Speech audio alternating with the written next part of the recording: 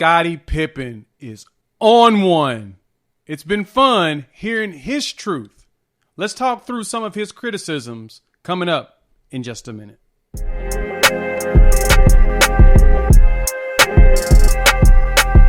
Jimmy, let's talk about the drama in the world. Now, we try to avoid these type of topics, but to be honest, as we're getting more and more followers in YouTube, and we're starting to hear from more and more people that you all respect our opinion, and we appreciate that.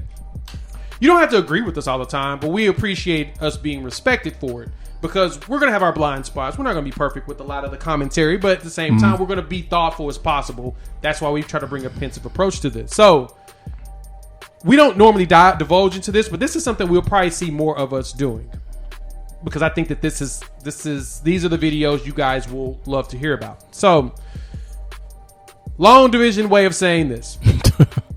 Our boy Scottie out here wilding, man. Scottie Pippen out here being wild, man. So, we all know that Scottie Pippen was not in any way, shape, or form pleased with The Last Dance. He even told this to Michael Jordan. He wasn't pleased at the way that he was portrayed. In numerous ways, he did a interview with The Guardian right afterwards, and he was kind of talking about his relationship with Jordan and all of that jazz. Transitioned even from, because he said, this is what he quote. So he's spoken to, they asked, have you spoken to Jordan about your opinions of the series? He said, yeah, I told him I wasn't too pleased with it. He accepted it. He said, hey, you're right. That was pretty much it.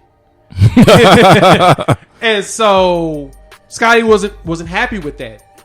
That basically saved us throughout the pandemic. It gave us something to do and talk about throughout it. And so because of that, Scottie's now going to speak his truth.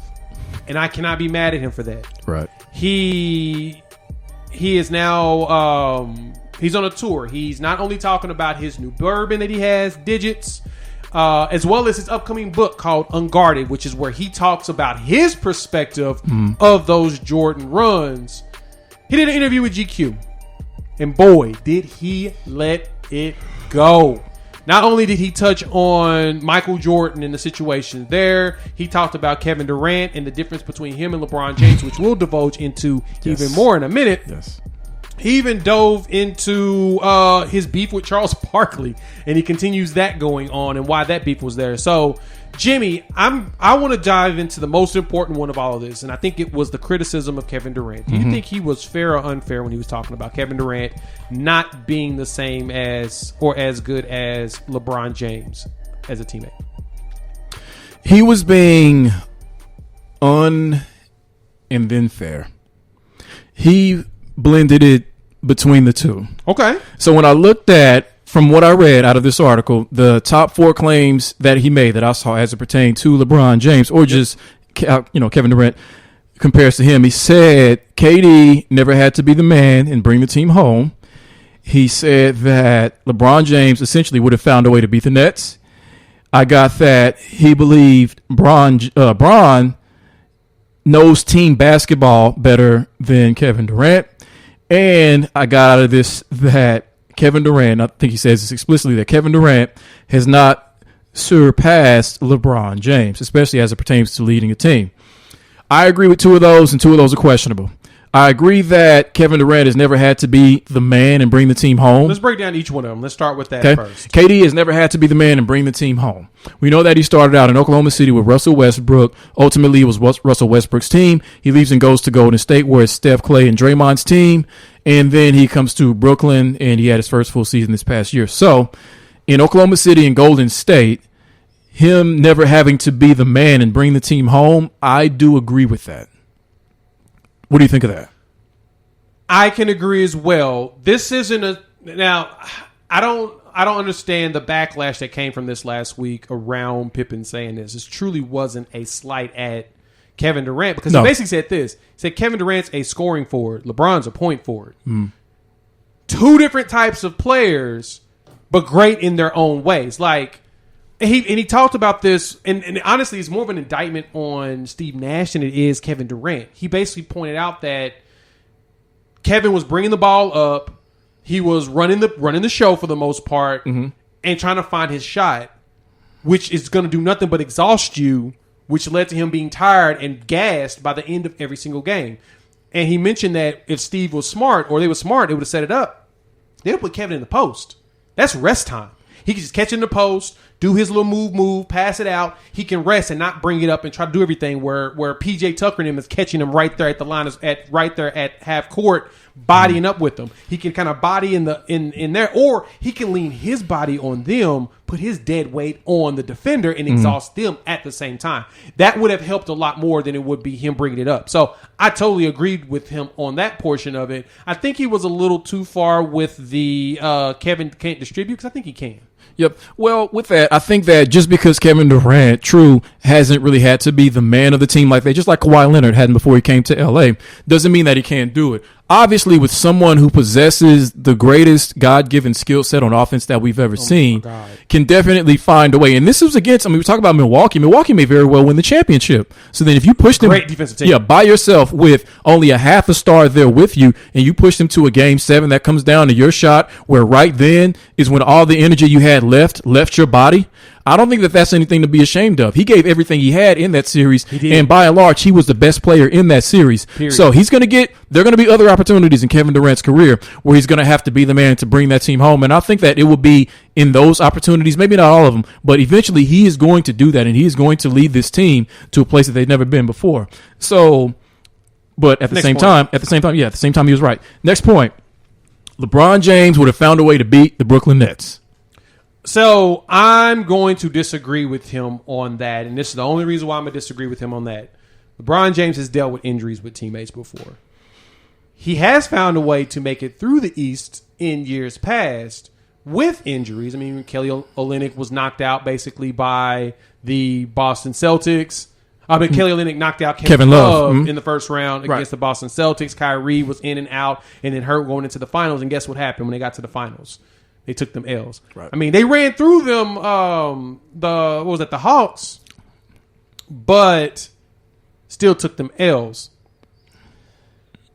I don't know if LeBron would be able to figure this out. I mean, I don't know what players did you have on that roster that were actually going to be able to make a difference? James Harden's hobbled on that hamstring, and you can tell by the way he was playing, he was hobbled on that hamstring. Spencer Dinwiddie ain't playing. Kyrie's out.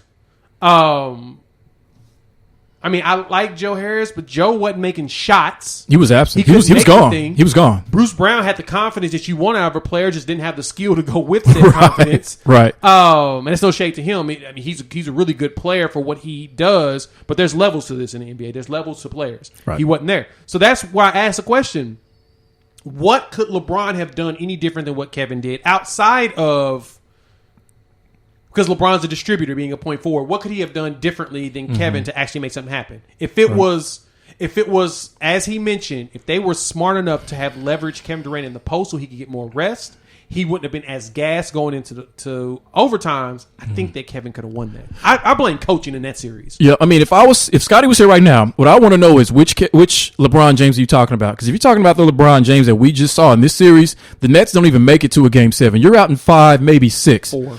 Out in 4. So if you're talking about prime, let's say Miami Heat, LeBron James, you might have a bit of an argument, but you can't just say LeBron James would have gotten him there. No, he wouldn't. Not this LeBron James this year or last year would have got him there. He's just been hurt. He's aged. He's at that age where, hell, I was thinking about the other day how I hurt my ankle playing basketball like 3 years ago, and it took like a year and a half for it to heal. I remember that. I went to the doctor, and they were just like, hey, man, you just old. Do some stretches. He's like, does it hurt? I was like, hell, it hurt. The sheets hurt. When the sheets put weight on my ankle, it hurts. And they're like, hey, man, I'm going to tell you. We don't see nothing in the MRI. You just old. So LeBron's at that point, even with all the money he invests in his body, he old. I don't think he would ever do anything. All right. So next he says that Kevin Durant hasn't surpassed LeBron James. Now, did he say that he hasn't surpassed LeBron James, period, or that he hasn't surpassed LeBron James in leading a team? So I was trying to find how he said it. It seems like he was saying that he hasn't passed him as far as leading a team. Okay. I agree with that. That's true. I mean, that's part of what has made LeBron James from the very beginning of his career, going back to high school, is that the leadership intangible has been just as valuable as his ability to run an offense, to rebound, to assist, to score. Anything that he does is that leadership ability, because that leadership ability is what gets more out of the players around you. So, like, for instance, if LeBron had been on this team, they wouldn't have won, but you would have gotten more out of a Joe Harris or more out of a Bruce Brown. You would have gotten more out of them because that's what your leadership ability does. That's like the Chris Paul effect that we're seeing now in Phoenix.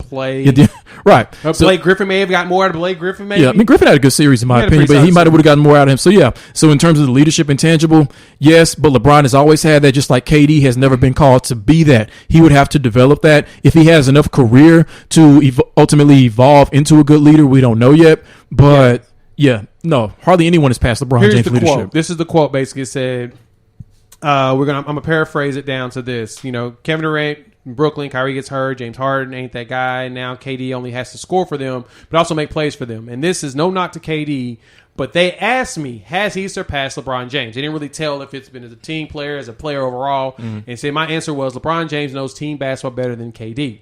KD can score better than LeBron, probably always have been able to. But has he surpassed LeBron? No. He tried to beat the Milwaukee Bucks instead of utilizing his team. You see what I'm saying? LeBron would have figured out how to beat them, and he wouldn't have been exhausted. It may not have taken the last shot, but LeBron ain't KD, and KD ain't LeBron. I am with him on that portion of it. Mm-hmm. I know that we love the comparison of players. That's the game. I know people love making lists. I hate making lists. I know people love to do drafts. I hate doing drafts. That's the things you like to do. And I don't knock anybody's fans because it's fun. There's a fun aspect to it. I hate it only because it's so subjective, and you can argue up and down everybody, no matter what your points are. It's impossible to have anything definitive. I kind of like definitive sometimes, but I don't like the fact. I do like the fact that he said LeBron ain't KD and KD ain't LeBron. KD is a scorer. He is a scoring forward. LeBron is a point forward. And there's nothing wrong with pointing those out. Ain't nothing wrong with pointing out that Kevin Durant is lethal with scoring, but that the human body has limits. And you will hear me say this all the time, folks. The human body has limits, and guess what? You're going to fall apart at a certain point playing 52 minutes in like back-to-back games. I agree, Reggie Miller. They probably should have just tanked Game 6. Let that thing go. Not play them. Just say injury or something, or play them early. Start getting blown out and pull them out and say we're just going to sit this one. And Game 7 would have been a different story. I think Brooklyn wins Game 7 if they weren't exhausted. I can see that. All right, so last one. LeBron James knows team basketball better than Kevin Durant. I agree with that. I agree because LeBron is a point forward. That's his game. His game has always been to distribute more than score, but he also can put up buckets because he's LeBron freaking James. Kevin is more of I'm going to get buckets, easy money, sniper. That's why his name is what it be in so many different places. The dude just eats nonstop, and there's nothing wrong with saying that. I do think that LeBron's a better team player than Kevin.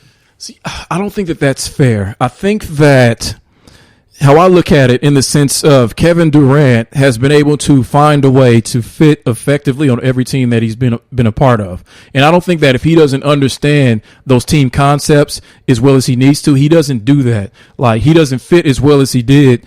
I still think even though they didn't win a championship, he still fit well in Oklahoma City. He didn't like the fit necessarily, but he did fit. In Golden State, clearly he fit enough to win 2 championships, 2 final MVPs. So I think that I look at that differently from orchestrating a team or even leading a team. You don't have to do that in order to understand team concepts and fit within your role of the team, even if you are a top 5, top 7 all-time great player because of your skill set. So I don't think that that's fair that he said that LeBron just automatically knows team basketball better than KD. I have to argue against you on that one, mainly because Kevin Durant's main skill set is getting buckets. That fits on every team in the NBA. There's not one team in the NBA he cannot go to and not get buckets on. You see what I'm saying? Whereas LeBron, you have to make everybody else better around you for your team to be any good. Hell, he got those Cleveland teams to the finals, even when Kyrie was hurt.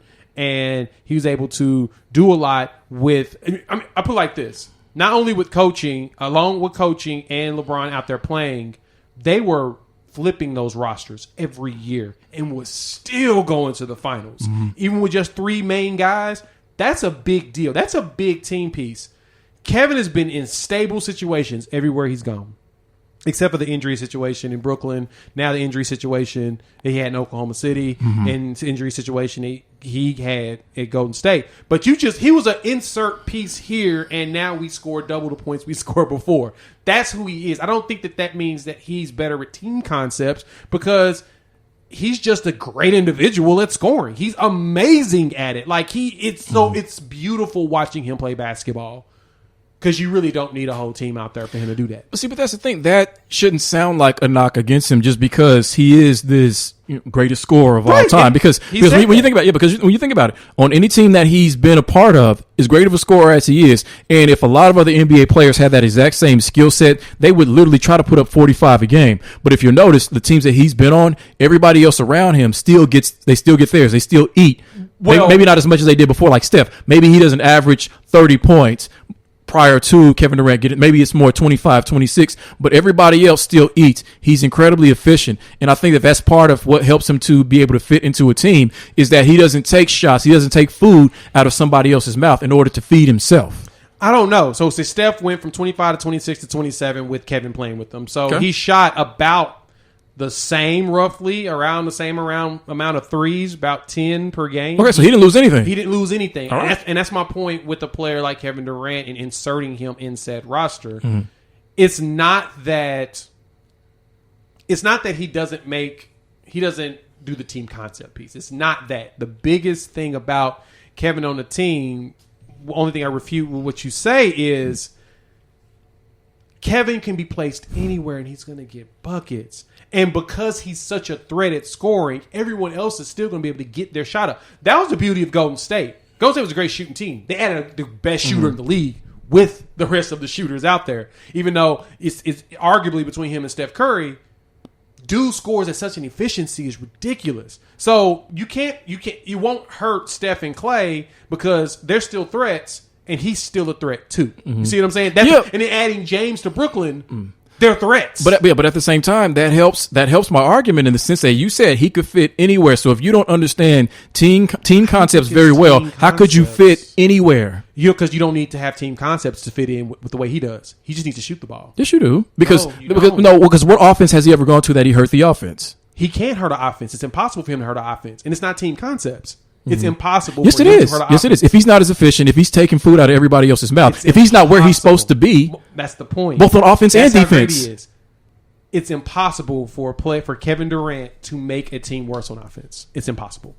That still helps me. I don't think it does. I think it's the complete opposite because it's not team concept. Okay. So if I concede a little bit, I'll say, okay, hardly nobody understands team basketball as good as or better than LeBron James. Let's say Chris Paul. So all that notwithstanding, yeah, I think that's where we're at with it. Right. It's more of that play of they do a good thing at getting everybody else involved. Kevin Durant's, no matter what, he's going to get his, and everybody else needs to figure out a better way to get theirs. So they don't have to. What I'm saying like this, they need to figure out how to get theirs because he's taking attention off of them. Right. That's more of his team concept is I'm going to take everybody's attention so y'all can still do your thing. Whereas LeBron is I'm going to get you all involved and weave you into the offense in different ways than them going to me as far as attention goes.